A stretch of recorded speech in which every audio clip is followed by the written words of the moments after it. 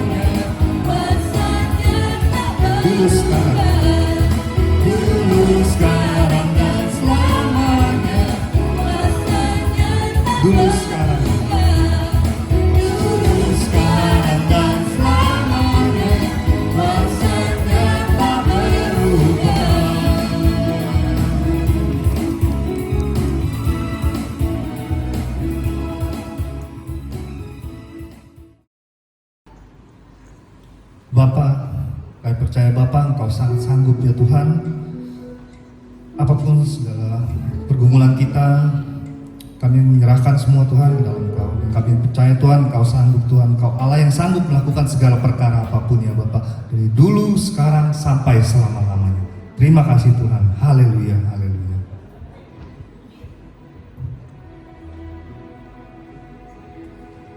Baik, saudara-saudara, Bapak Ibu terkasih dalam Tuhan Yesus.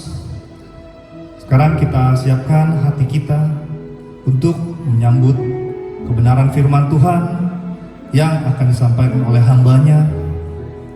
Mari kita menyiapkan hati kita. Oleh karena itu kita angkat satu pujian Cinta Sejati.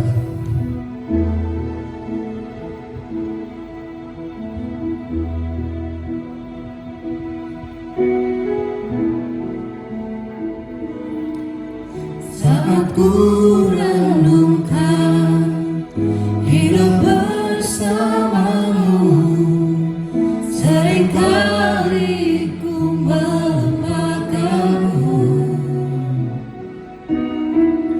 Berjalan sendiri seakan ku mampu lalui tanpa kekuatanmu. Semakin berat beban hidupku, semakin ku menjauh darimu. Namun ada cinta yang tak pernah berlalu, cinta yang ku dapat darimu. Teruji lalui rintangan sang waktu, kau mati bagiku, berkorban untuk diriku.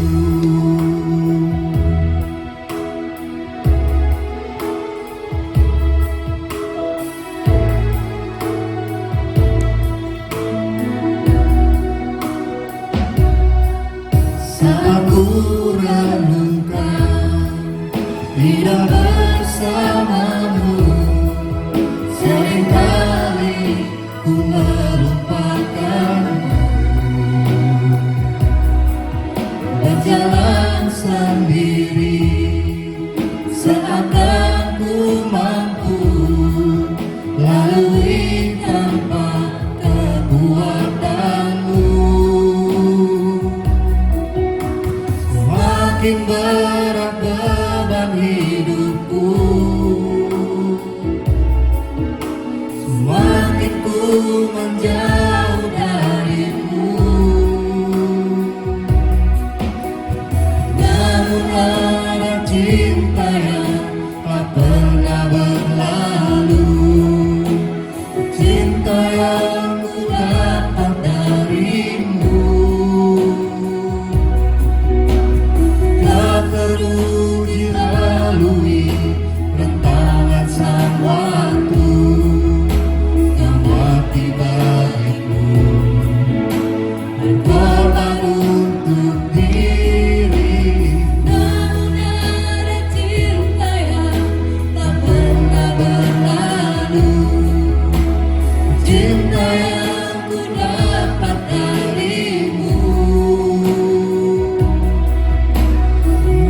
Teruji lalui rintangan sang waktu, kau mati bagiku, berkorban untuk diri. Namun ada cinta yang tak pernah berlalu, cinta yang ku dapat darimu. Teruji lalui rintangan sang waktu, kau mati bagiku, berkorban untuk diriku. Kau mati bagiku, berkorban untuk diriku. Kau mati bagiku, Kau mati bagiku, berkorban untuk diriku.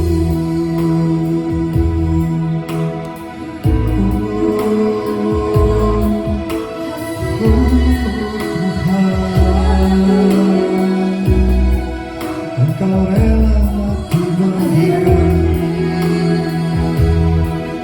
kami bersyukur.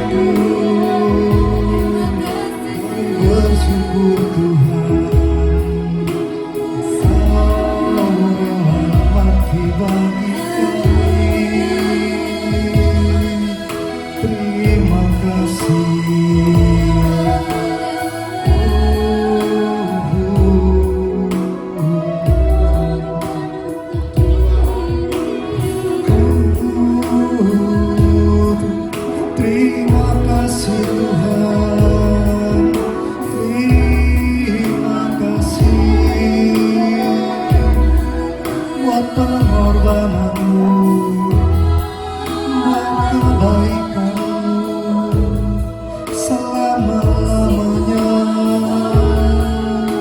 Kami menyembahmu Tuhan. Oh Yesus.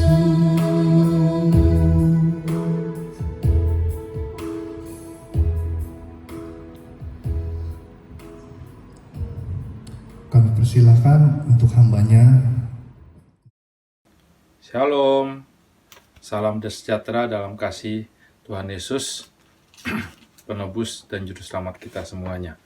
Senang sekali bisa berjumpa kembali hari ini, walaupun lewat online seperti demikian. Nah, hari ini sekali lagi saya ingin mengajak kita bersama-sama dalam kesempatan ini untuk boleh belajar dan merenungkan firman Tuhan. Mari bersama-sama kita boleh membuka Alkitab kita dari kitab Injil Lukas, pasalnya yang keempat, Injil Lukas pasal keempat. Kita mau membaca ayat pertama sampai dengan ayat yang ke-13. Lukas pasal keempat, ayat pertama sampai dengan 13 dengan judul perikop, Pencobaan di Padang Gurun. Yesus yang penuh dengan Roh Kudus kembali dari sungai Yordan lalu dibawa oleh Roh Kudus ke padang gurun. Di situ ia tinggal 40 hari lamanya dan dicobai iblis. Selama di situ ia tidak makan apa-apa dan sesudah waktu itu ia lapar. Lalu berkatalah iblis kepadanya, "Jika engkau anak Allah, suruhlah batu ini menjadi roti." Jawab Yesus kepadanya, "Ada tertulis, manusia hidup bukan dari roti saja." Kemudian iblis, membawa Yesus ke suatu tempat yang tinggi dan dalam sekejap mata ia memperlihatkan kepadanya semua kerajaan dunia. Kata iblis kepadanya, "Segala kuasa ini serta kemuliaannya akan kuberikan kepadamu, sebab semuanya itu telah diserahkan kepadaku dan aku memberikannya kepada siapa saja yang kukehendaki. Jadi, jikalau engkau menyembah aku, seluruhnya itu akan menjadi milikmu." Tetapi Yesus berkata kepadanya, "Ada tertulis, engkau harus menyembah Tuhan Allahmu dan hanya kepada Dia sajalah engkau berbakti." Kemudian iblis membawa Yesus ke Yerusalem dan menempatkan Dia di bubungan bait Allah. Lalu berkata kepadanya, "Jika engkau anak Allah, jatuhkanlah dirimu dari sini ke bawah. Sebab ada tertulis, mengenai engkau ia akan memerintahkan malaikat-malaikatnya untuk melindungi engkau, dan mereka akan menatang engkau di atas tangannya, supaya kakimu jangan terantuk kepada batu." Yesus menjawabnya, katanya, "Ada firman, jangan engkau mencobai Tuhan Allahmu." Sesudah iblis mengakhiri semua pencobaan itu, ia mundur daripadanya dan menunggu waktu yang baik. Mari kita tundukkan kepala kita sejenak. Bapa di surga, terima kasih untuk kesempatan kami masih belum membaca, merenungkan firman-Mu. Firman-Mu yang menggambarkan apa yang Yesus, Tuhan Juru Selamat kami alami, untuk menjadi teladan bagi kami. Roh Kudus, bukakan pengertian dan hikmat untuk boleh menangkap benih-benih kebenaran ilahi daripada firman ini. Dalam nama Yesus kami buka hati kami, telinga kami untuk firman-Mu. Dalam nama Yesus kami berdoa. Amin. Nah, di sini di Lukas pasal keempat, kita bersama-sama membaca tadi bagaimana kisah Yesus dicobai oleh iblis. 3 pencobaan yang Yesus alami. Pencobaan yang pertama, saat Yesus lapar, iblis mencobai dia. "Ayo, coba, kamu ubah deh, ini batu menjadi roti, kan kamu lapar."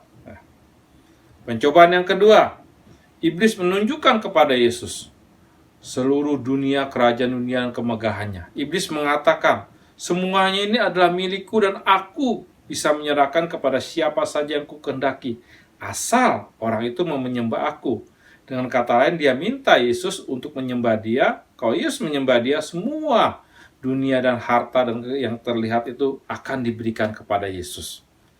Nah, hal yang kita lihat juga sama dia tawarkan kepada setiap kita, setiap manusia pada masa ini, bahkan masa lalu generasi demi generasi. Pencobaan yang ketiga, Yesus dibawa ke bumbungan Bait Allah. Bumbungannya artinya atap, ya, tempat yang tinggi sekali. Dan iblis mengatakan, ayo engkau lompat deh, engkau nggak akan mati, ya. Engkau akan, karena kalau pas engkau lompat, pasti Bapa akan mengirimkan malaikat-malaikat untuk menjaga supaya engkau nggak mati, engkau selamat sampai di bawah. Jangan kau mati, luka-luka sudah tidak, karena malaikatnya akan menjadi engkau. Bahkan dengan itu, dengan kata lain, ketika itu terjadi, Yesusnya akan menjadi terkenal, akan menjadi masyhur, akan menjadi luar biasa. Tiga pencobaan ini, kalau kita lihat menggambarkan sih, tiga jenis pencobaan yang yang menjadi istilahnya pencobaan menjadi taktik pola-pola yang iblis pakai untuk mencobai kita semua juga pada masa ini, ya.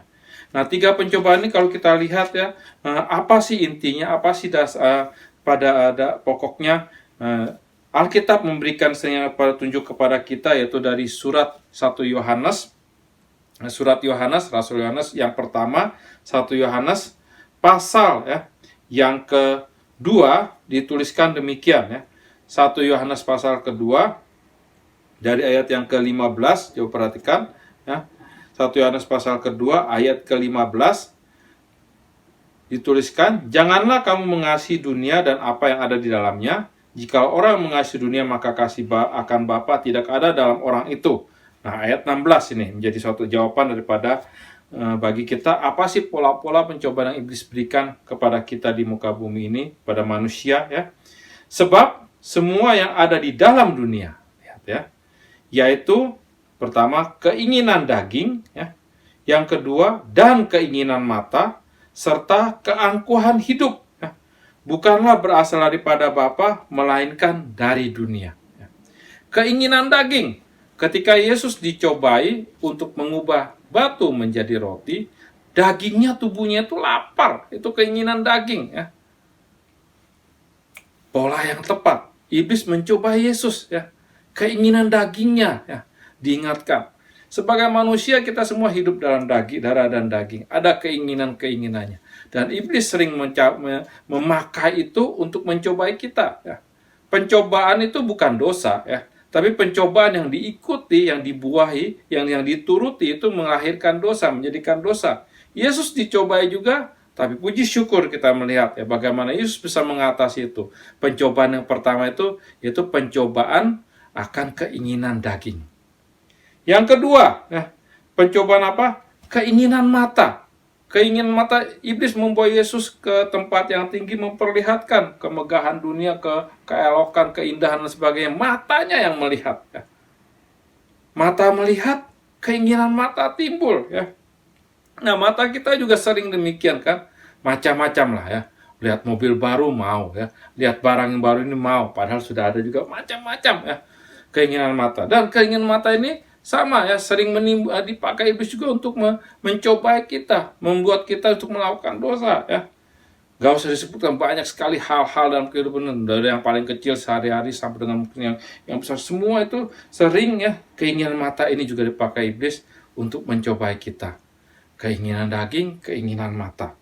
Yang ketiga, Yesus tadi diangkat ke hubungan atap bait Allah yang tinggi, diminta untuk menjatuhkan diri dari sana. Kenapa? Karena kalau Yesus jatuhkan diri, iblis malah memakai firman Tuhan, dikatakan ada tertulis, ya. Luar biasa, iblis bisa mencobai kita loh untuk berbuat dosa dengan firman juga, ya. Jadi ketika ada firman, kita mesti mengerti ini firman yang benar atau firman yang membawa untuk suatu masalah nih, ya. Ketika Yesus coba itu, iblis mengatakan engkau akan ditatang, ya. Engkau akan menjadi termasyhur dengan kata lain. Karena kalau sampai di bawah nggak luka sama sekali. Bayangkan, ya, pada masa itu bait Allah itu kan banyak orang berkumpul. Ada orang Yesus melompat dari atap sampai ke bawah, kemudian nggak mati, bahkan luka-luka juga tidak. Wow, gegernya luar biasa. Dia akan menjadi masyhur, akan menjadi terkenal, akan menjadi luar biasa, dihormati, dipuji-puji sebagai orang. menggambarkan pencobaan akan keangkuhan hidup, akan ketenaran dalam kehidupan ini, akan kebesaran dalam kehidupan ini. Ya. Yesus dicobai juga dalam hal ini.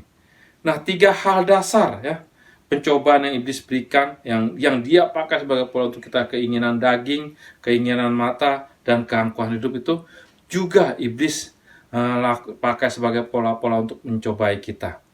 Kita bersyukur ya, kita punya juru selamat penebus yaitu Yesus ya. Dia memberikan teladan bagi kita. Dia dicobai sama seperti kita dicobai, tapi dia tidak kalah pada pencobaan itu, bahkan sebaliknya. Dia memberikan ya kepada kita cara ya, mengajarkan kepada kita cara bagaimana untuk menghadapi pencobaan itu. Bagaimana caranya? Saya percaya tadi kita semua sudah membaca ya dari Lukas pasal keempat itu. Setiap kali Yesus dicobai oleh iblis, Yesus selalu menjawab, menurut aku, menurut pikiranku, menurut kata orang-orang, bukan ya. Walaupun sebenarnya Yesus juga berhikmat, dia juga anak Allah yang datang menuju manusia, tapi Yesus nggak memakai pikirannya, kebijaksanaannya, pengetahuannya, pengalamannya. Yesus selalu menjawab demikian. Ya. Ada tertulis, ada firman.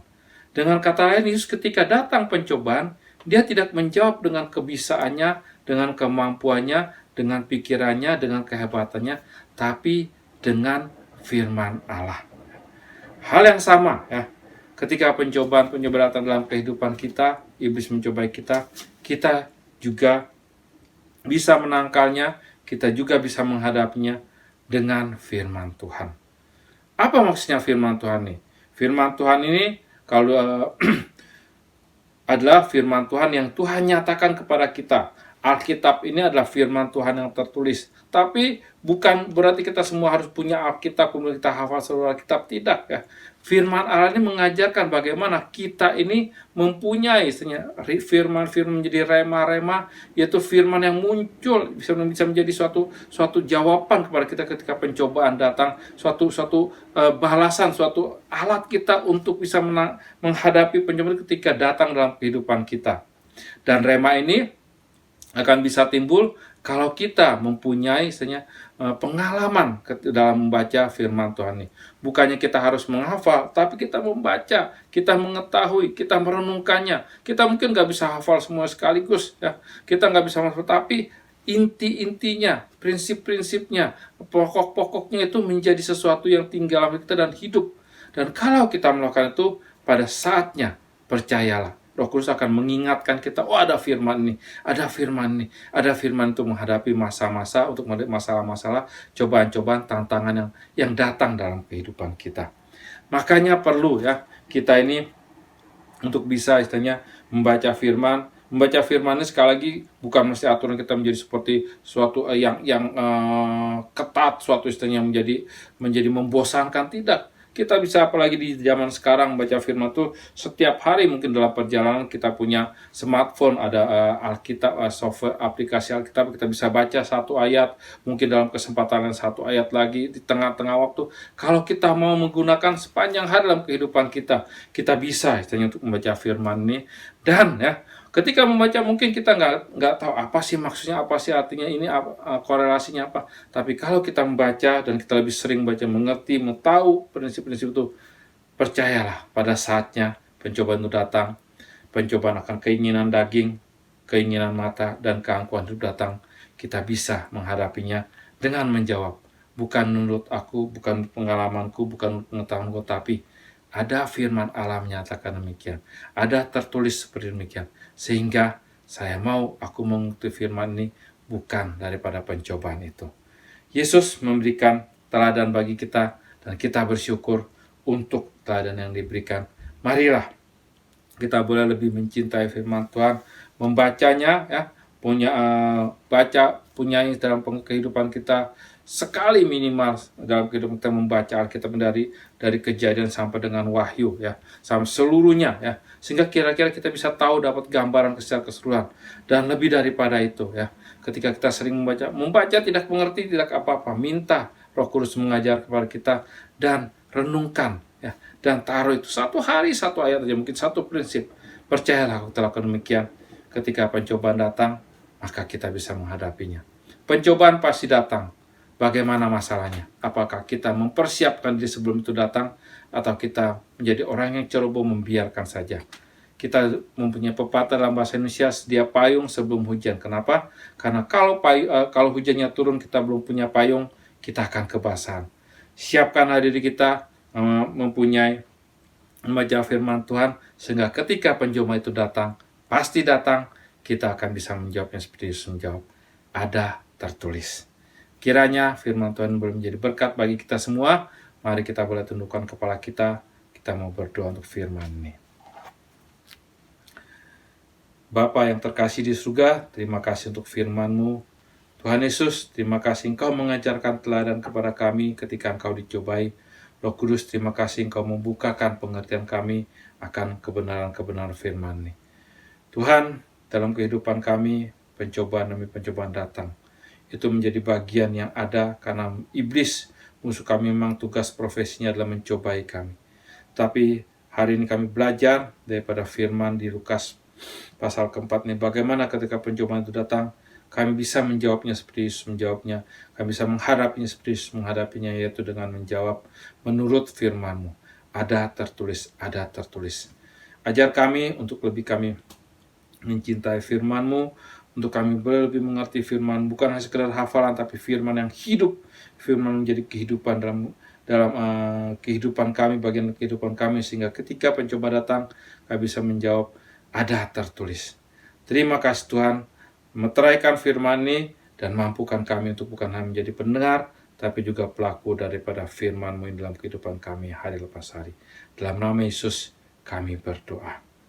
Biarlah berkat daripada Allah Bapa, Allah Putra, dan Allah Roh Kudus, Allah yang kita kenal dan sembah dalam nama Tuhan Yesus, turun memenuhi kita semuanya, memampukan kita semuanya dalam kehidupan kita hari lepas hari, dari sekarang sampai Maranatha. Tuhan memberkati kita semuanya. Salam sejahtera. Bapak Ibu, sekali lagi saya himbau jangan lupa untuk tetap saksikan ibadah online di YouTube. GBI Taman Surya 1 akan selalu tampil setiap hari Minggu jam 9 pagi. Jangan lupa untuk subscribe, like, share, dan komentar. Terima kasih.